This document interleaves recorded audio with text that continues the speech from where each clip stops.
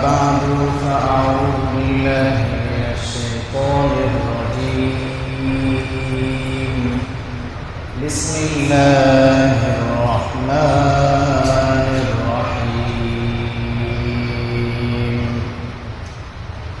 وقل جاء الحق وزهق الباطل إن الباطل كان زهوقا وقال تعالى للذكر مثل حظ الأنثيين وقال رسول الله صلى الله عليه وسلم يا معشر الشباب من استطاع منكم الباءة فليتزوج فإنه أغض للبصر وأحسن للفرج ومن لم يستطع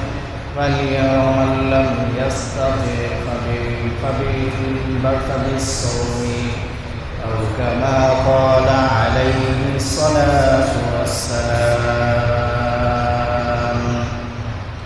اللهم صل على محمد وعلى آل محمد كما صليت على إبراهيم وعلى آل إبراهيم إنك حميد مجيد اللهم بارك على محمد وعلى آل محمد كما باركت على إبراهيم وعلى آل إبراهيم إنك حميد مجيد بلغ المولى بكماله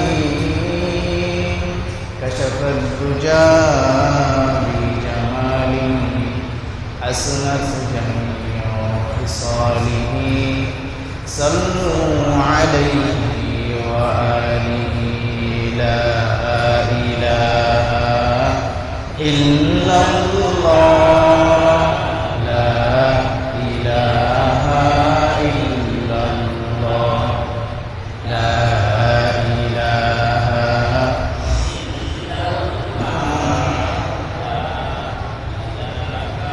إلا الله لا إله إلا الله لا إله إلا الله لا إله إلا الله لا إله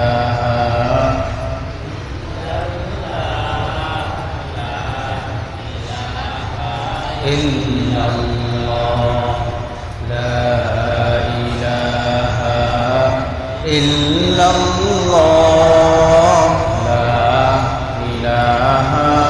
إلا الله لا إله إلا الله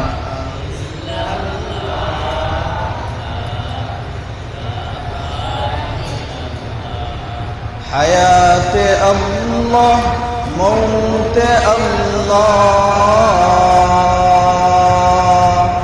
حياة الله موت الله पहाड़ अल्लाह पर्वत अल्लाह ला इलाहा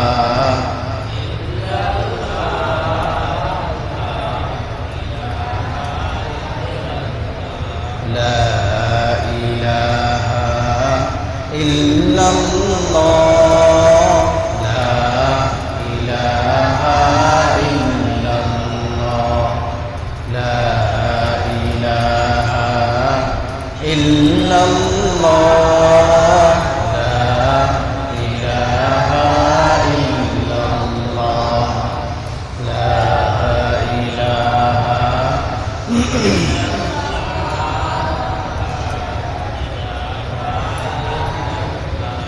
हयात अल्लाह मौत আল্লাহ, হায়াতে আল্লাহ, মৌতে আল্লাহ,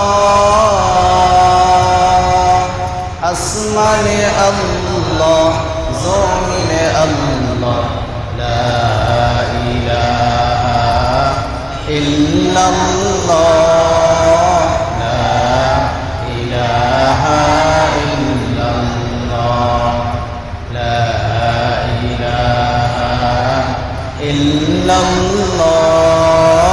লা ইলাহা ইল্লাল্লাহ, লা ইলাহা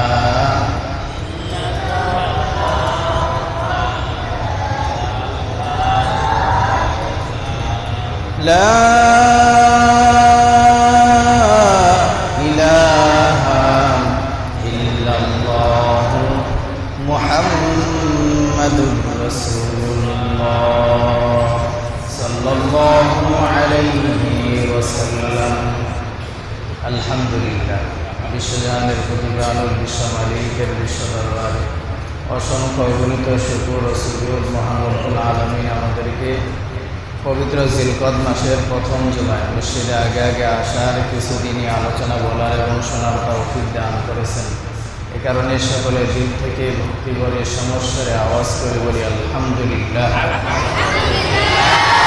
মেরে মুহতারাম হাজরিন, রাসূলুল্লাহ সাল্লাল্লাহু আলাইহি ওয়াসাল্লামের আবির্ভাবকালে এই মাটির পৃথিবীতে কোনো অনাবাদী বিরান ভূমি ছিল না, কোনো মৃতপুরীও ছিল না।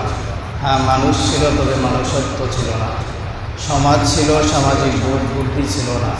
পরিবার ছিল, পারিবারিক বন্ধন ছিল না। ভাই ছিল, ভাইয়ের সাথে ভাইয়ের সম্পর্ক ছিল না। শ্রমিক ছিল, শ্রমিকের অধিকার ছিল না। নারী ছিল, নারীর ন্যায্য অধিকার সমাজে ছিল না। দ্রোহ বিদ্রোহ ছিল, সংগ্রাম ও সংঘাত ছিল। ঠিক এমনই এক পরিবেশে ধরার বুকে আগমন করেন আকায়ে নামদার তাজদারে মদিনা সৈয়দুল মুরসালিন খাতামুন নবীয়্যিন আখিরি জামানার পয়গম্বর নবী মুহাম্মদুর রাসূলুল্লাহ সাল্লাল্লাহু আলাইহি ওয়াসাল্লাম। নবীজি সাল্লাল্লাহু আলাইহি ওয়াসাল্লামের আবির্ভাবের পরে আল্লাহ রাসূল সাল্লাল্লাহু আলাইহি ওয়াসাল্লাম 63 বছরের জিন্দেগিতে অল্প অল্প করে, একটু একটু করে, আস্তে আস্তে আস্তে আস্তে এই পুরা জাহিলিয়াতের সমাজটাকে রাসূলুল্লাহ সাল্লাল্লাহু আলাইহি ওয়াসাল্লাম পরিবর্তন করার প্রচেষ্টা যথাসাধ্য করেছেন। সর্বশেষ আকায়ে নামদার তাজদারে মদিনা সাল্লাল্লাহু আলাইহি ওয়াসাল্লামের যখন বিদায়ী লগ্ন চলে আসে, সেই সময় আল্লাহ পাক রব্বুল আলামিন আয়াতে কারিমা নাজিল করে দিলেন, আল ইয়াউমা আকমালতু লাকুম দীনাকুম ওয়া আতমামতু আলাইকুম নি'মাতি ওয়া রাদিতু লাকুমুল ইসলাম দীনা। আল ইয়াউমা আকমালতু লাকুম দীনাকুম, নবীজি আজকে আমি আপনাদের জন্য দিনকে পরিপূর্ণ করে দিলাম। আল্লাহ রাসূল সাল্লাল্লাহু আলাইহি ওয়াসাল্লাম সাহাবায়ে কেরামকে জিজ্ঞাসা করলেন, আমি কি আমার দায়িত্ব ঠিকমতো আদায় করতে পেরেছি? আমি কি তোমাদের কাছে আমার সব কিছু যা আল্লাহ পাকের পক্ষ থেকে আমি এনেছি সব কিছু পৌঁছে দিতে পেরেছি? রাসূলুল্লাহ সাল্লাল্লাহু আলাইহি ওয়াসাল্লামের বক্তব্য শুনে সাহাবায়ে কেরাম উদ্বুদ্ধ হয়ে বললেন, ইয়া রাসূলুল্লাহ, আপনি যা আমাদের কাছে নিয়ে আসছেন আল্লাহ পাকের পক্ষ থেকে তা আমরা গ্রহণ করেছি। আপনি আমাদের নিকট পরিপূর্ণভাবে দিনকে পৌঁছে দিতে পেরেছেন। আর আল্লাহ পাক রব্বুল আলামিন আয়াতে কারিমায় রসুলকে সার্টিফিকেট দিয়ে দিয়েছেন, আল ইয়াউমা আকমালতু লাকুম দীনাকুম, আজকে আমি তোমাদের জন্য দিনকে পরিপূর্ণ করে দিলাম। তাহলে ইসলামের মধ্যে আর কোনো কিছু আর বাকি নাই যে অসম্পূর্ণ রয়ে গেছে। রসুল সাল্লাল্লাহু আলাইহি ওয়াসাল্লামের স্পর্শের কারণে, রসুল সাল্লাল্লাহু আলাইহি ওয়াসাল্লামের সোহবতের কারণে রসুলের জামানাটা জাহিলি যুগ থেকে একটা সোনালী জামানায় পরিণত হয়ে গিয়েছে। যেই জাহিলিয়াতের মধ্যে নারীকে কন্যা সন্তান যখন জন্মগ্রহণ করত, তো কন্যা সন্তানকে জীবন্ত মাটির নিচে দাফন করে দেওয়া হতো। নাউজুবিল্লাহ। জীবন্ত বাবা সেই কন্যা সন্তানকে মাটির নিচে দাফন করে দিত। এতটা অবহেলিত সমাজের মধ্যে ছিল নারী সম্প্রদায়। নারীরা এতটা অবহেলিত ছিল। সমাজের মধ্যে শ্রমিক যারা ছিল কাজ করত, কিন্তু কাজ অনুযায়ী তারা তাদের বেতন পাইত না, তাদেরকে বেতন দেওয়া হতো না। জুলুম নির্যাতনের সয়লাব ছিল, অন্ধকার একটা পরিস্থিতি পুরা জাহিলিয়াতের জমানাটাই ছিল। রাসূলুল্লাহ সাল্লাল্লাহু আলাইহি ওয়াসাল্লামের আবির্ভাবের পরে রাসূলুল্লাহ সাল্লাল্লাহু আলাইহি ওয়াসাল্লামের চেষ্টা প্রচেষ্টার ফলে রাসূল যখন দুনিয়া থেকে বিদায় হয়, তো সোনালী একটা যুগ এবং সোনালী কিছু মানুষ রাসূল সাল্লাল্লাহু আলাইহি ওয়াসাল্লাম দিয়ে গেছে। আল্লাহ রাসূল সাল্লাল্লাহু আলাইহি ওয়াসাল্লাম যে সাহাবাগুলোকে তৈরি করে গেছেন তাদের ব্যাপারে বলা হয় আসহাবি কানজুম ফাবিআইয়িহিম ইক্তাদাইতুম ইহতাদাইতুম। আমার সাহাবীরা তারকা তুল্য, আসমানের তারকা তুল্য, যে তার অনুসরণ করবে, কোনো একটা অনুসরণ করবে, সে হেদায়েত পেয়ে যাবে। সুবহানাল্লাহ। এরকম সোনালী মানুষ রাসূলুল্লাহ সাল্লাল্লাহু আলাইহি ওয়াসাল্লাম তৈরি করে গেছেন এবং সোনালী যুগ উপহার দিয়ে গেছেন, সোনালী যুগ উপহার দিয়ে গেছেন। সেই ধারাবাহিকতায় আস্তে আস্তে আস্তে আস্তে মানুষ দিন বুঝতে শিখে, দিন বুঝতে শিখার পরে এই মানুষগুলো আস্তে আস্তে কিয়ামত পর্যন্ত, যত কিয়ামত সামনের দিকে আসবে, একদল মানুষ থাকবে যাদের কাছে এই হকগুলো স্পষ্ট থাকবে, কিন্তু আরেক দল মানুষ যাদের কাছে হকগুলো স্পষ্ট থাকার পরেও তারা সেই হককে তারা চাইবে দুনিয়া থেকে বিদায় করার জন্য, বিতাড়িত করার জন্য। আল্লাহ পাক রব্বুল আলামিনের কোরআনে কারীম, সুস্পষ্ট কোরআনে কারীমের আয়াতকে তারা অস্বীকার করতে শুরু করবে। রাসূলুল্লাহ সাল্লাল্লাহু আলাইহি ওয়াসাল্লামের হাদিসে কারীমাকে তারা প্রকাশ্যে তারা অস্বীকার করতে শুরু করে। এমন একটা দল, এমন একটা সম্প্রদায় আর কিয়ামত পর্যন্ত এইভাবে চলতে থাকবে। আমাদের বর্তমান যে জামানা, এই জামানাটার মধ্যে সেই যুগটা চলে এসেছে। কোরআনে কারীমের প্রকাশ্যে অস্বীকার, কোরআনে কারীমের বিরুদ্ধে প্রকাশ্যে আইন, হাদিস শরীফের বিরুদ্ধে প্রকাশ্যে আইন, এটা এই জামানা এখন চলে এসেছে। গত 16টা বছর ওলামায়ে কেরাম বাংলাদেশের মধ্যে এই ইসলামী আইন কানুন এগুলোর জন্য লড়াই করেছেন। শুধু এই 16 বছর না, এর আগ থেকেও ওলামায়ে কেরাম এর জন্য জান প্রাণ দিয়ে চেষ্টা করেছেন, জান প্রাণ দিয়ে চেষ্টা করেছেন। এই ফ্যাসিস্ট সরকার হাসিনা, এর আমলে ওলামায়ে কেরামকে যত নির্যাতন করা হয়েছে, ওলামায়ে কেরাম তাদের দাবি দাবা থেকে, ইসলামের আইন কানুন থেকে এক পাও তারা পিছনে সরে যায়। যত জুলুম নির্যাতন করেছে, কোনো কোনো আলেমকে তো জেলের মধ্যেই তারা জীবন্ত, জেলের মধ্যেই তাদের ইন্তেকাল হয়ে গেছে, জেলের মধ্যে থাকা অবস্থায় তাদের ইন্তেকাল হয়ে গেছে। বড় বড় আলেম, কোনো কোনো আলেমকে জেলের মধ্যে বন্দি করে তারা এমন অবস্থা করে দিয়েছে, জেল থেকে বের হওয়ার কিছুদিন পরেই সে দুনিয়া থেকে বিদায় নিয়েছে।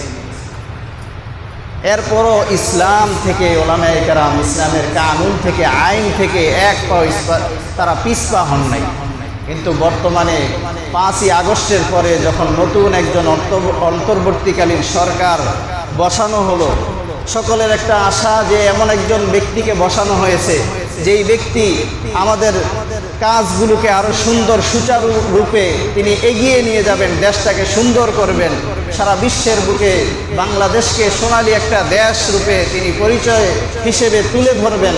এমন একটা আশায় বুক বেঁধে সমস্ত মানুষ আছে। ঠিক এমনই এক পরিস্থিতিতে অন্তর্বর্তীকালীন সরকারের কিছু কিছু কাজ, এগুলো দেখে মনে হচ্ছে যে উনি পশ্চিমাদের দালাল ছাড়া আর কিছুই নয়।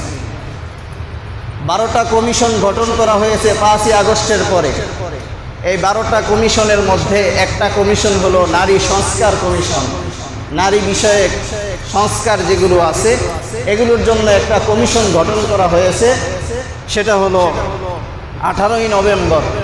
এই 18ই নভেম্বর নারী সংস্কার কমিশন গঠন করা হয়। 18ই নভেম্বর নারী সংস্কার কমিশন গঠন করার পর তিনি যাদেরকে সেখানে দায়িত্ব দিয়েছেন এরা একজনও মুসলমানের সন্তান, সবগুলি নাস্তিক, মুরতাদ এবং সবগুলি তাদের কৃষ্টি কালচার সব পশ্চিমাদের বেহায়াপনা, লালাল্লাপনা ব্যতীত আর কিছুই। তারা অন্তর্বর্তী সরকারের কাছে 19শে এপ্রিল 2025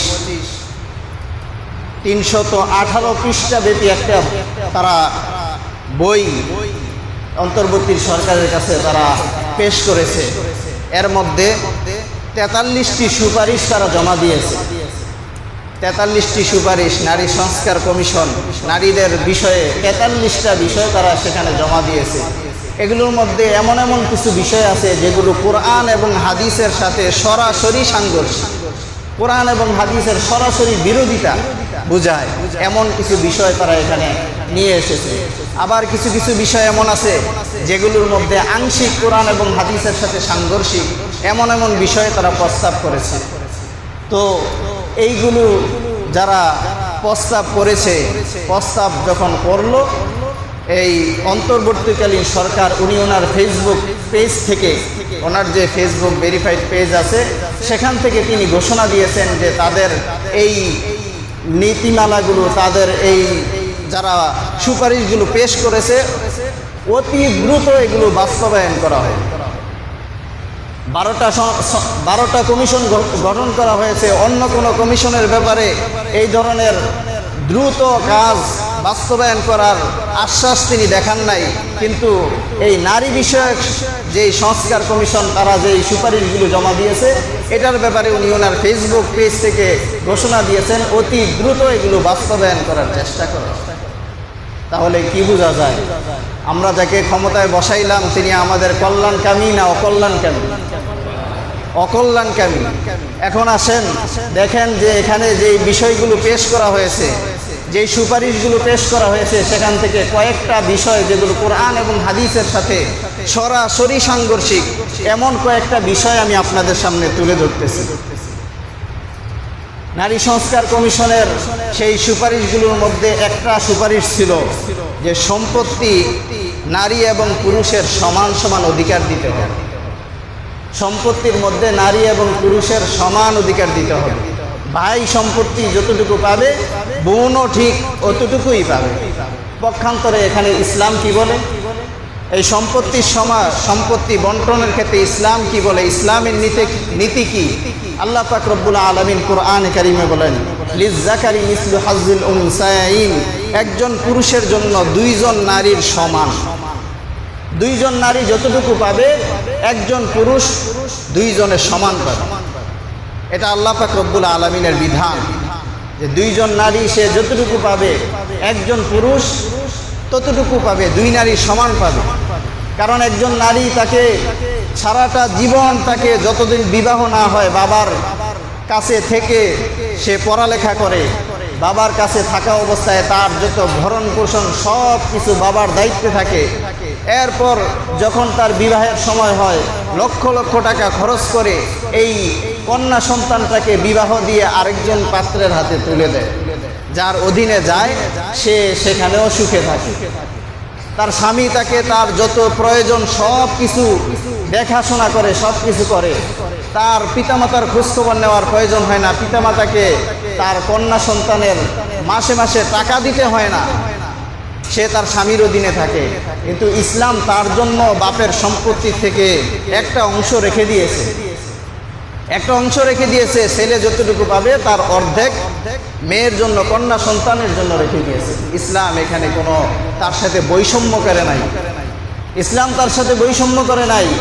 কিন্তু এখানে আইন পাস করানোর প্রচেষ্টা চলতেছে যে পুরুষ যতটুকু পাবে নারীকেও ততটুকু দিতে হবে। এখন যদি নারী এবং পুরুষ দুইজনকে সমান সমানই আপনি বন্টন করে দেন তাহলে কোরআনে কারিমের এই আয়াতকে কি করবেন? লিজ্জাকারি মিসলু হাজ্জিল উনসায়াইন, দুইজন নারীর সমান একজন পুরুষ পাবে। এই আয়াতে কারিমে আপনি কি করবেন? এই আয়াত কি তাহলে মিথ্যা হয়ে যাবে? কোরআনে কারিম থেকে কি মুছে ফেলা যাবে? কখনোই নয়।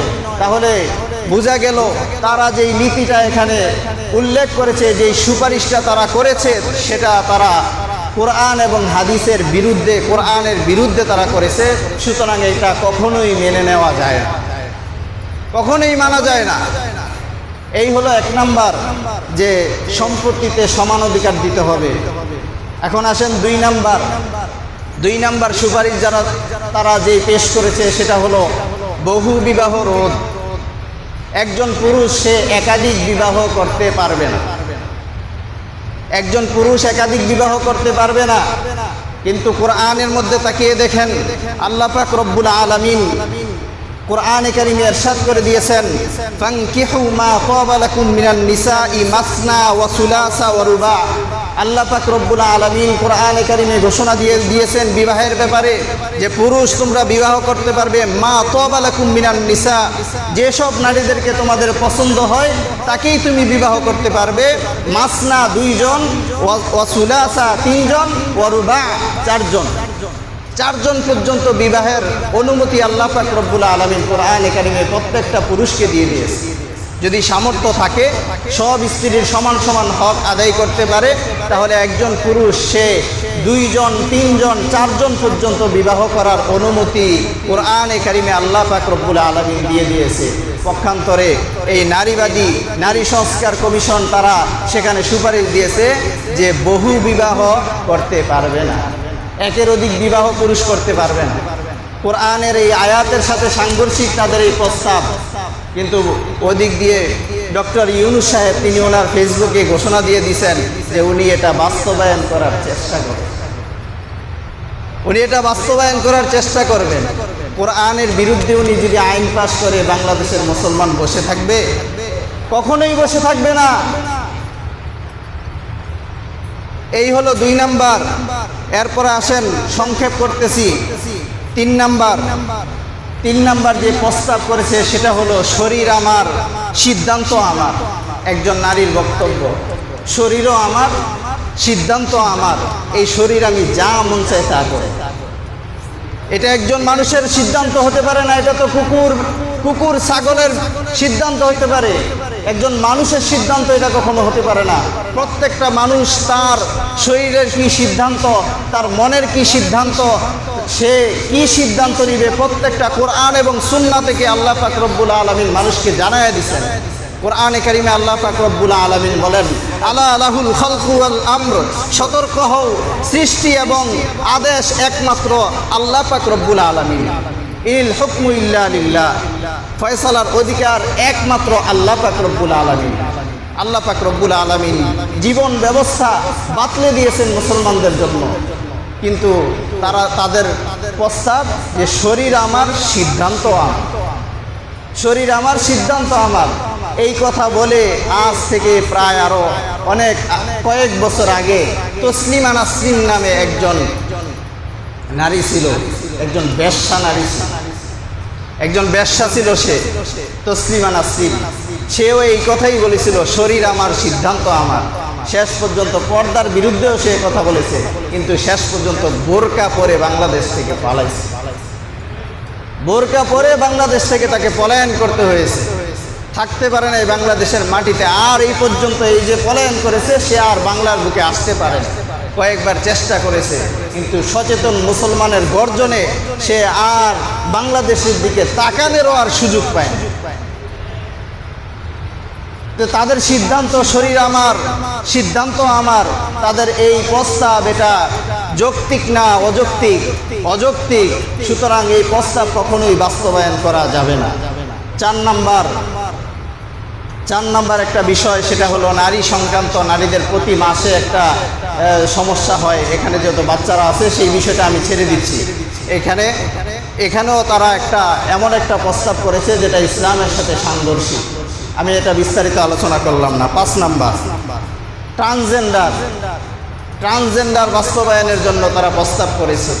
ট্রান্সজেন্ডার কিছুদিন আগে আপনারা শুনছেন, ট্রান্সজেন্ডার সম্পর্কে আলোচনা হয়েছে যে একজন পুরুষ সে যদি মনে মনে চিন্তা করে যে আমি নারী, এবং নারীর আচার আচরণ ভঙ্গিমা সে যদি ধরার চেষ্টা করে, তো বাস সে করতে পারবে, এই অনুমতি তাকে দেওয়া হোক। এটা বাস্তবায়নের জন্য চেষ্টা করতেছে। কোনো নারী যদি চায় যে সে মনে মনে চিন্তা করবে যে আমি পুরুষ, আর পুরুষের মতো শার্ট প্যান্ট বেশভূষা করে পুরুষের মতো অঙ্গভঙ্গিমা করা শুরু করে দেয়, তো এটারও অনুমতি বাস্তবায়ন করার তারা চেষ্টা করতেছে। এই ট্রান্সজেন্ডার তারা বাস্তবায়ন করার চেষ্টা করতেছে। অথচ কোরআনে কারিমে আল্লাহ পাক রব্বুল আলামিন বলেন, ওয়ালা আমুরান্নাহুম ফালা ইউগাইয়িরুন্না খালকাল্লাহ ওয়া মান ইয়াত্তাখিযিশ শাইতানা ওয়ালিয়্যাম মিন দুনিল্লাহি ফাকাদ খাসিরা খুসরানাম মুবিনা। আল্লাহ পাক রব্বুল আলামিন বলেন যে শয়তান বলে, ওয়ালা আমুরান্নাহুম, অবশ্যই আমি তাদেরকে নির্দেশ দিব, ফলে তারা আল্লাহ পাক রব্বুল আলামিনের সৃষ্টির মধ্যে পরিবর্তন ঘটাবে।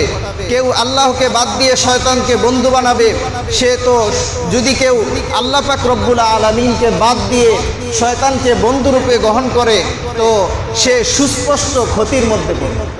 ফাকাদ খাসিরা খুসরানাম মুবিনা, সুস্পষ্ট ক্ষতির মধ্যে সে পড়ে যাবে। আরেক আয়াতে আরেক হাদিসের মধ্যে রাসূলুল্লাহ সাল্লাল্লাহু আলাইহি ওয়াসাল্লাম লানত করেছেন এই সমস্ত ব্যক্তিদের ব্যাপারে। ট্রান্সজেন্ডার বাস্তবায়নের যেসব নারী তারা পুরুষের বেশভূষ ধরে এবং যেসব পুরুষ নারীদের মতো হতে চায়, এদের ব্যাপারে রাসূলুল্লাহ সাল্লাল্লাহু আলাইহি ওয়াসাল্লাম লানত করেছেন। লানা রাসূলুল্লাহ সাল্লাল্লাহু আলাইহি ওয়াসাল্লাম আল মুতাশাবিহিনা মিনার রিজালি বিন নিসা। রাসূলুল্লাহ সাল্লাল্লাহু আলাইহি ওয়াসাল্লাম বলেন, যারা পুরুষ হয়েও নারীদের অনুকরণ করে, ওয়াল মুতাশাবিহাতি মিনান নিসাই বির রিজাল, যেই সমস্ত নারী তারা পুরুষদের অনুকরণ করে, এদের উপর আল্লাহর রাসূলের লানত, অভিশাপ এদের উপর। তো তারা কিভাবে ট্রান্সজেন্ডার বাস্তবায়নের জন্য প্রচেষ্টা চালায়, যেখানে আল্লাহর রাসূল সাল্লাল্লাহু আলাইহি ওয়াসাল্লাম লানত করেছেন তাদের জন্য। আল্লাহর রাসূলের এই হাদিসের বিরোধিতা তারা করে ট্রান্সজেন্ডার বাস্তবায়নের জন্য প্রচেষ্টা তারা চালিয়ে দিয়েছে। 6 নম্বর আরেকটা বিষয় তারা উত্থাপন করেছে, সেটা হলো নারী পুরুষের সমান অধিকার। নারী পুরুষের সমান অধিকার তারা দাবি করে যে নারীর যে অধিকার ঠিক পুরুষেরও তেমন অধিকার। অথচ কোরআনে কারিমে আল্লাহ পাক রব্বুল আলামিন পুরুষের অধিকার দিয়েছে নারীর উপরে। নারীকে পুরুষের অধীনে থাকার কথা বলা হয়েছে। পুরুষ এবং নারী দুইজনের সমান অধিকার না, বরং নারীরা পুরুষদের অধীনে থাকবে, পুরুষরা নারীদেরকে চালাবে। আল্লাহ পাক রব্বুল আলামিন আয়াতে কারিমায় বলেন, আর রিজালু কাওয়ামুনা আলান নিসাই বিমা ফাদ্দালাল্লাহু বা'দাহুম আলা বা'দ। আল্লাহ পাক রব্বুল আলামিন বলেন, পুরুষরা নারীদের অভিভাবক, কারণ আল্লাহ পাক রব্বুল আলামিন তাদের কতেকের উপর শ্রেষ্ঠত্ব দিয়েছেন। এখানে নারীর উপরে আল্লাহ পাক রব্বুল আলামিন পুরুষদেরকে শ্রেষ্ঠত্ব দান করেছেন, কিন্তু তারা বলে কি যে পুরুষ এবং নারীর সমান অধিকার, পুরুষ এবং নারীর সমান অধিকার। আপনাদেরকে একটা গল্প শোনাই।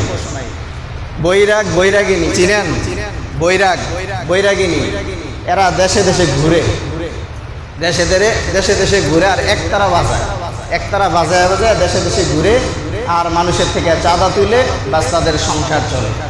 এই বৈরাগিনী এরা দুইজনে পাহাড়ের মধ্যে অবস্থান করে, পাহাড়ের উঁচু ঢালুতে। সেখানে তারা একটা টিলার মধ্যে ঘর বেঁধেছে, ঘর বানাইছে পাহাড়ের টিলার মধ্যে।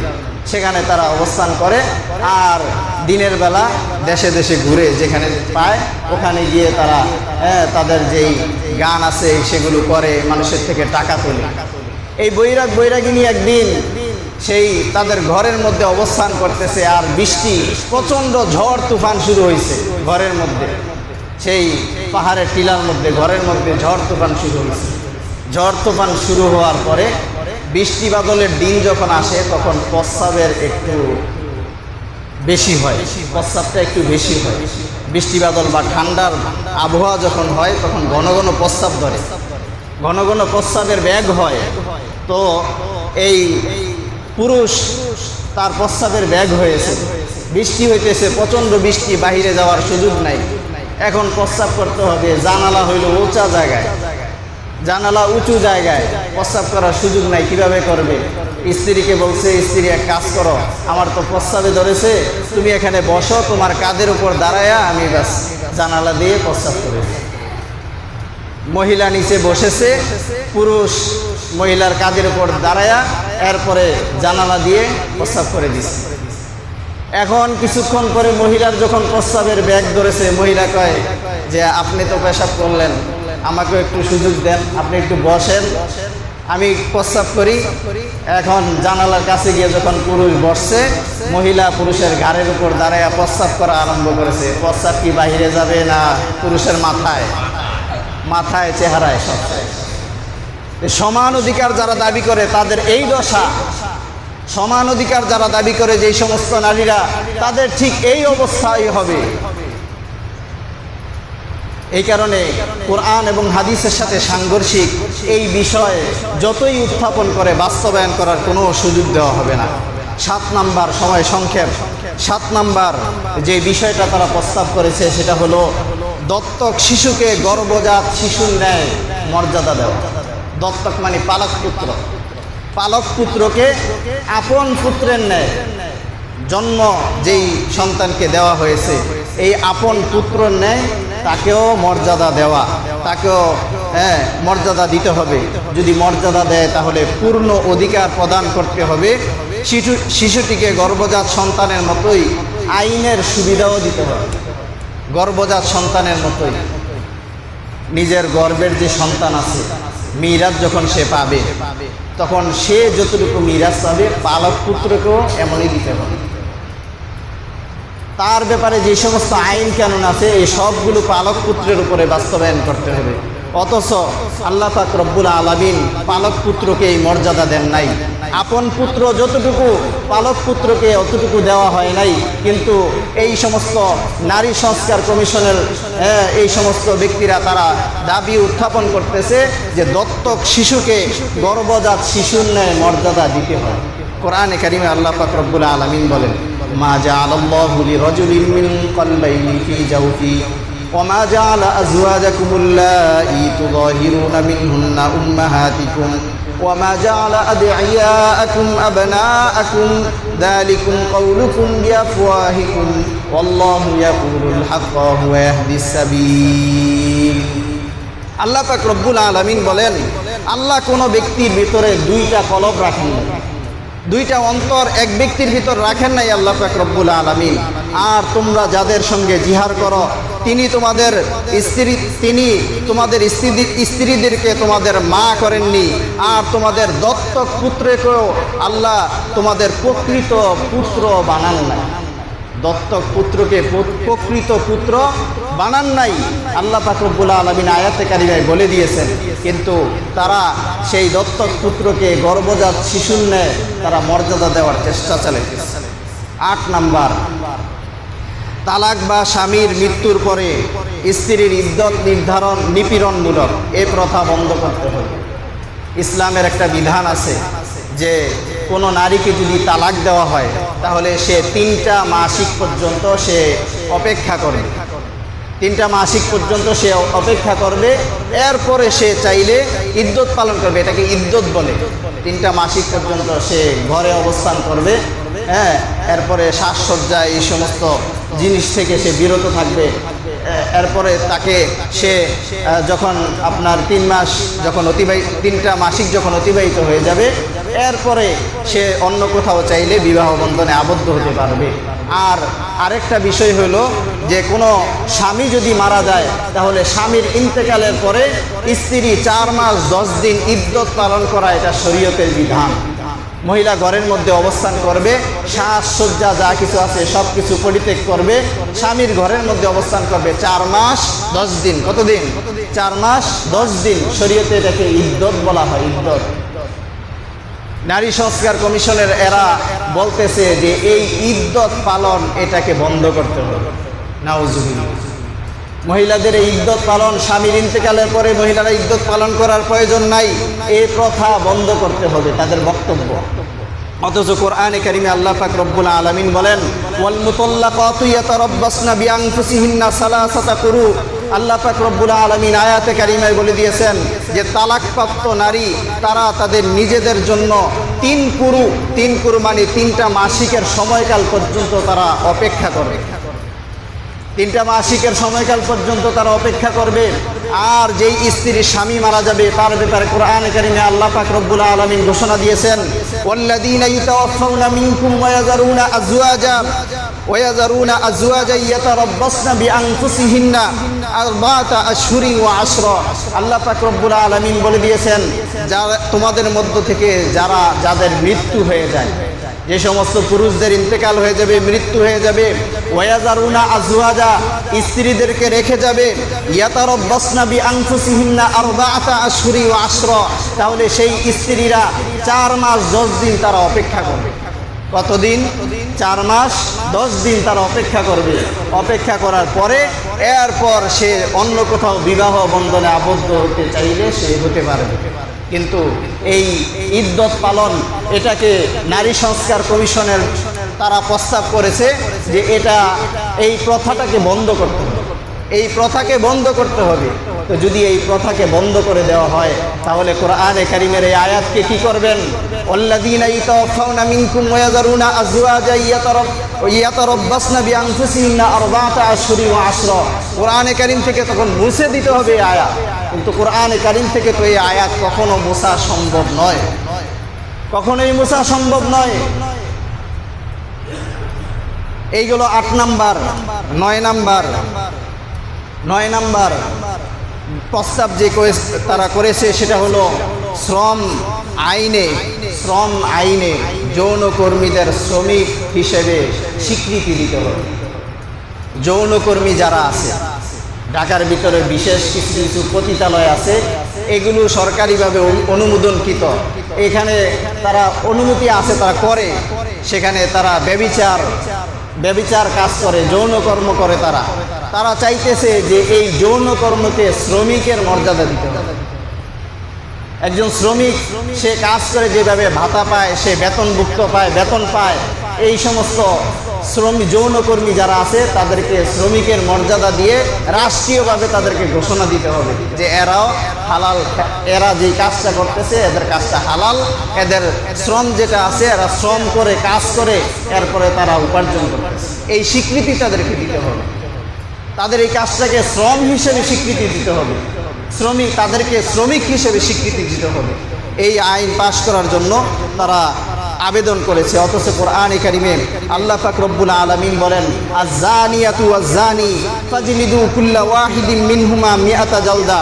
আল্লাহ পাক রব্বুল আলামিন বলেন, কেউ যদি জেনা করে, জেনাকার পুরুষ এবং মহিলা, ফাজলিদু কুল্লা ওয়াহিদিন মিনহুমা মিআতা জালদা, যদি জেনা করে পুরুষ অথবা মহিলা তাহলে তাদেরকে 100 বেত্রাঘাত করা হবে, 100 দোররা লাগানো হবে।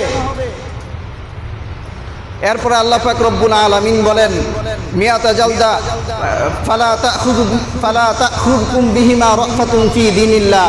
আল্লাহর ধর্মে তাদের প্রতি দয়া তোমাদের যেন নিরুৎসাহিত না করে। ইন কুনতুম তুমিনুনা বিল্লাহি ওয়াল ইয়াউমিল আখির, যদি তোমরা আল্লাহ এবং ইয়াউমে আখিরা কিয়ামতের দিনকে দিনের প্রতি যদি তোমরা ঈমান এনে থাকো। তো আল্লাহ পাক রব্বুল আলামিন জেনাকারী এবং জেনাকারিনী তাদেরকে 100 দোররা লাগানোর কথা বলা হয়েছে, 100 বেত্রাঘাত লাগানোর কথা বলা হয়েছে। তো সেই জায়গায় তারা তাদের এই কর্মটাকে শ্রমিকের কর্ম হিসেবে কিভাবে স্বীকৃতি চায়? তারা কিভাবে এটা স্বীকৃতি চায়? 10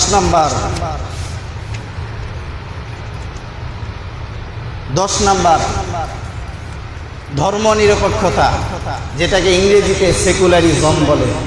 ধর্মনিরপেক্ষতা, রাষ্ট্রের কোনো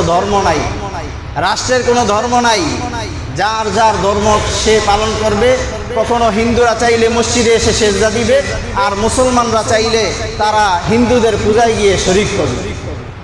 কোনো নির্ধারিত ধর্ম নাই, সকল ধর্ম সমান। ধর্মনিরপেক্ষ এটা কখনো মুসলমানের স্লোগান হতে পারে না, ধর্ম নিরপেক্ষ তো তারাই হতে পারে যাদের কোনো ধর্ম নাই। হিন্দু ধর্ম এর কোনো ভিত্তি নাই, তারা যদি ধর্ম নিরপেক্ষতার কথা বলে সেটা মানা যায়। বৌদ্ধ ধর্মের তাদের কোনো ধর্মের ভিত্তি নাই, তারা যদি বলে যে এই ধর্ম নিরপেক্ষতার কথা তাহলে সেটা মানা যায়। কিন্তু কোনো মুসলমান যদি স্লোগান দেয় ধর্ম নিরপেক্ষতার, সেটা কখনোই মানা যায় না। কেন? কোরআনে কারীমে আল্লাহ পাক রব্বুল আলামিন আয়াতে কারীমায় ঘোষণা দিয়েছেন, ইন্নাদ-দীনা ইনদাল্লাহিল ইসলাম, যে দিন একমাত্র আল্লাহ পাক রব্বুল আলামিনের কাছে ইসলাম। একমাত্র ধর্ম হলো ইসলাম। এই ইসলামবিহীন আর কোনো ধর্ম এগুলো গ্রহণযোগ্য না, এগুলি কখনোই গ্রহণযোগ্য না। ফ্যাসিস্ট সরকারের আমলে তারা এই হাসিনা ইসলাম বিরোধী কর্মকাণ্ড তারা চালানোর, ইসলাম বিরোধী কর্মকাণ্ড এগুলো বাস্তবায়ন করার জন্য বিভিন্নভাবে চেষ্টা করেছে। এই যে শাপলা চত্বরে আপনারা দেখেছেন, শাপলা চত্বরে শত শত ভাই শহীদ হয়েছে। শুধু এই 13 দফা দাবি নিয়ে, যেগুলো ইসলামের সাথে সাংঘর্ষিক 13 দফা দাবি নিয়ে তারা সেখানে গিয়েছে। সেখানে শত শত মাদ্রাসার ছাত্র, তালিবুল ইলম এবং অন্যান্য যুবক ভাইরাও সেখানে তাদের জীবন দিয়েছে, শাহাদাত বরণ করেছে। এরপরও তারা ইসলাম থেকে পিছপা হয় নাই। এটা তো শুধু এখন বর্তমানের না, বরং সেই জাহিলিয়াতের যুগ না, বরং সেই আদিকাল থেকেই যেখানেই বাতিল আছে সেখানে হক হক হক সেখানে চলে এসেছে। যেখানে বাতিল মাথাচাড়া দিয়েছে সেখানে হকের ঝান্ডা উঠানোর জন্য প্রচেষ্টা করেছে। হযরত হুসাইন রাদিয়াল্লাহু আনহুকে কারবালার ময়দানে শহীদ করা হয়েছে, বালাকোটের ময়দানে মুসলমানরা শাহাদাত বরণ করেছে।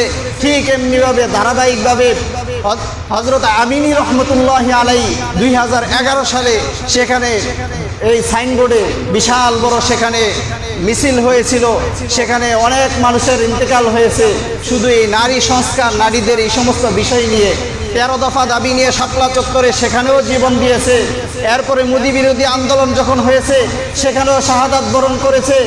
এরপরে ফ্যাসিস্ট সরকার এই করোনার নাম দিয়ে তারা ওলামায়ে কেরামকে, শত শত ওলামায়ে কেরামকে জেলের মধ্যে বন্দী করেছে। কোন আলেম জেলের মধ্যে ইন্তেকাল হয়েছে। হযরত সাইদি রহমতুল্লাহি আলাইহি জেলের মধ্যে রেখেই তারা এত বড় আলেমকে দুনিয়া থেকে তারা বিদায় করেছে। হযরত বাবুনগরী রহমতুল্লাহি আলাইহি জেলের মধ্যে এমন কষ্ট দেওয়া হয়েছে তাকে যে জেল থেকে বের হওয়ার পর অল্প কিছুদিনের পরই হযরত জুনায়েদ বাবুনগরী রহমতুল্লাহি আলাইহির ইন্তেকাল হয়ে যায়। এরপরে মামুনুল হক সাহেব যখন দেখলো যে মামুনুল হক সাহেবের কণ্ঠ অনেক উঁচা, তো তার কণ্ঠকে নিস্তব্ধ করার জন্য নারী বিষয়ক একটা প্যাচের মধ্যে ফেলে তাকে জেলের মধ্যে আবদ্ধ করেছে। এই ধরনের আরও অনেক ওলামায়ে কেরামকে তারা বন্দী করে জেলের মধ্যে।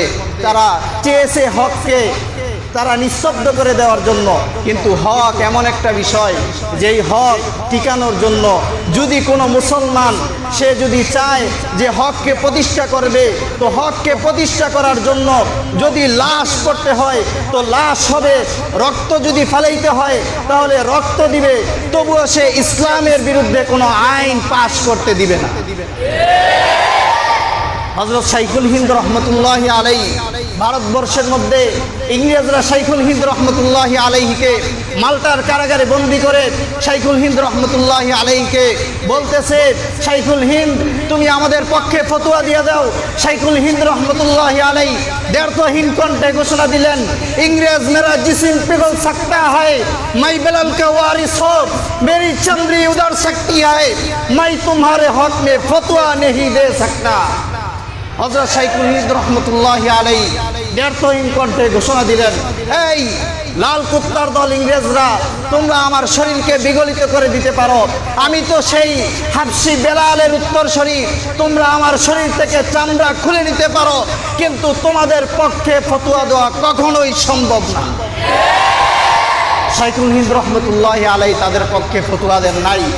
ইন্তেকাল যখন হয়ে যায় শাইখুল হিন্দ রহমতুল্লাহি আলাইহি, তখন তার কোমরের মধ্যে দেখা গেল কোমরের মধ্যে গোস্ত নাই, কোমরের মধ্যে হাড্ডি।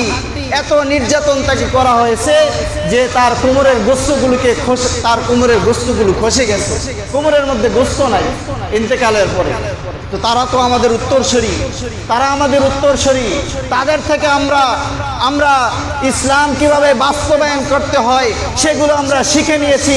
রসুলের দন্দান মুবারক শহীদ হওয়া থেকে আমরা শিখে নিয়েছি কিভাবে ইসলামকে ধরে রাখতে হয়। বদরের প্রান্ত থেকে শিক্ষা নিয়েছি, উহুদের প্রান্ত থেকে শিক্ষা নিয়েছি, সেই বালাকোটের ময়দান থেকে শিক্ষা নিয়েছি। 13ই আগস্ট এবং সেই শাপলা চত্বরের সেই যুবকদের প্রাণ বিসর্জন থেকে, শাহাদাতের থেকে আমরা শিক্ষা নিয়েছি।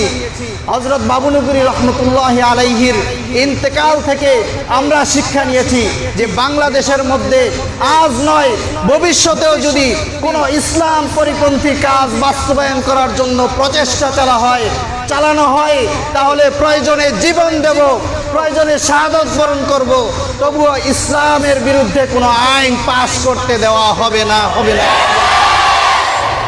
এটাই হলো মুসলমানের সিদ্ধান্ত, এটাই মুসলমানের সিদ্ধান্ত। যতক্ষণ জীবন আছে, যতক্ষণ প্রাণ আছে, যতক্ষণ পর্যন্ত জবান চলবে, ততক্ষণ পর্যন্ত ইসলামের পক্ষে কথা বলবে, ততক্ষণ পর্যন্ত ইসলামের পক্ষে সে কথা বলতে থাকবে। এটাই মুসলমানের শান, এটাই আলেমদের শান, এটা প্রত্যেক মুসলমানের অধিকার। তো আগামীকালকে 3 মে ঢাকা সোহরাওয়ার্দী উদ্যানে এখানে কয়েকটা আপনাদের সামনে আমি পেশ করেছি যেগুলো ইসলামের সাথে সরাসরি সাংঘর্ষিক। এমন কয়েকটা বিষয় আমি আপনাদের সামনে উত্থাপন করেছি। আগামীকালকে এই প্রতিবাদ সমাবেশ ঢাকা সোহরাওয়ার্দী উদ্যানে অনুষ্ঠিত হতে যাচ্ছে। হেফাজতে ইসলামের ব্যানারে, হেফাজতে ইসলামের পক্ষ থেকে সারা দেশব্যাপী এই ঘোষণা দিয়ে দেওয়া হয়েছে যে তোমরা যারা মুসলমানরা আছো তোমরা সকলে ঢাকা অভিমুখে রওনা হয়ে যাও, ঢাকা অভিমুখে রওনা হয়ে যাও। সেখানে যদি অনেক মানুষের সমাগম ঘটে তাহলে মানুষের এই সমাগম দিয়ে কখনোই ইসলামের বিরুদ্ধে তারা আইন পাস করতে পারবে না। সেখানে সম্ভব হবে না তাদের, যদি সেখানে অনেক মানুষের সমাগম ঘটে। আরে সেই 13 সালে হাসিনা ফেসিস্ট সরকার, সে আওয়ামী লীগ হয়ে সে তার পক্ষে সম্ভব হয় নাই যে হুজুরদেরকে বিতাড়িত করবে, হুজুরদেরকে ইসলামকে নিস্তব্ধ করে দিবে, হুজুরদের জবানকে নিস্তব্ধ করে দিবে, কোরআনওয়ালাদের জবানকে নিস্তব্ধ করে দিবে। হাসিনা এত বড় জাহেল, এত বড় জালেম হওয়া সত্ত্বেও সম্ভব হয় নাই। আর বর্তমানে যিনি বসছেন ওনাকে তো আমরা বসাইছি, এই প্রধান উপদেষ্টা ইউনূস সরকার, ওনাকে তো আমরা বসাইছি সেখানে। তো উনি আমাদের বসানো দিয়া আমাদের আমরা বসাইছি তাকে, আর উনি আমাদের কোরআনের বিরুদ্ধে আইন পাশ করে ফেলবেন, সেটা তো কখনোই সম্ভব না। যদি আইন পাশ করতে চায় তাহলে বাংলাদেশের ওলামায়ে কেরাম তার সেই চেয়ারের পায়ে ধরে তাকে বঙ্গোপসাগরে নিক্ষেপ করবে, ইনশাআল্লাহ। কখনোই সম্ভব হবে না। তো ইনশাআল্লাহ আগামীকালকে ওলামায়ে কেরাম ডাক দিয়েছেন। আমাদের ফরদাবাদ থেকে ওলামা পরিষদ যেটা আছে তাদের নেতৃত্বে এখান থেকে বাস ছাড়া হবে। এখান থেকে যাবে বাস, এরপরে বানসারামপুর থেকে যাবে, আরও বিভিন্ন জায়গা থেকে 30টা 25টা 50টা এরকম করে বাস ছাড়া হবে। সবগুলোই সোহরাওয়ার্দী উদ্যানে যাবে। কালকে ঢাকার শহর অবরোধ করে দেওয়া হবে, ঢাকা শহর বন্ধ থাকবে, সব কার্যক্রম বন্ধ। ওলামায়ে কেরাম এমন একটা উদ্যোগ নিয়েছেন, আরে আমরা তো কোরআনে কারিম পড়তে পারি না, কমপক্ষে আমরা সেখানে গিয়ে কোরআনে কারিমের এই আইন যাতে বাস্তবায়ন করতে না পারে সেটার জন্য আমরা চেষ্টা করি যে কোরআনের আইন আমার জীবন থাকতে পাস করে ফেলবে কোরআনের বিরুদ্ধে, এটা হতে দেওয়া যায় না। সুতরাং কালকের জন্য আপনাদের দাওয়াত রইল। ইনশাল্লাহ আমরা সেখানে যাওয়ার জন্য চেষ্টা করব। চেষ্টা না, আমরা সকলেই ইনশাল্লাহ সর্বাত্মক চেষ্টা করব। আমি যাব, আমার সাথে যে আছে তাকেও নিয়ে যাওয়ার চেষ্টা করব। আমরা যারা যাব, এই ফরদাবাদ ওলামা পরিষদের সম্মানিত মুফতি সাহেব মাহমুদুল হাসান সাহেব, ওনার সাথে যোগাযোগ করব, অথবা আমাদের মাদ্রাসায় আমার সাথেও যোগাযোগ করতে পারেন যদি কেউ যান। এরপরে কারি সাহেব হুজুর আছে, নাজিম সাহেব হুজুর আছে, ওনারাও যাবেন ইনশাল্লাহ। আমাদের মাদ্রাসা থেকে ওস্তাদরাও যাবে। তো আপনারা ইনশাল্লাহ আশা করি যে আপনারাও আমাদের সাথে সেখানে অংশগ্রহণ করবেন। আখির দাওয়ানা আলহামদুলিল্লাহি রাব্বিল আলামিন। যারা পরে আসেন 4 রাকাত কাবলা জুমা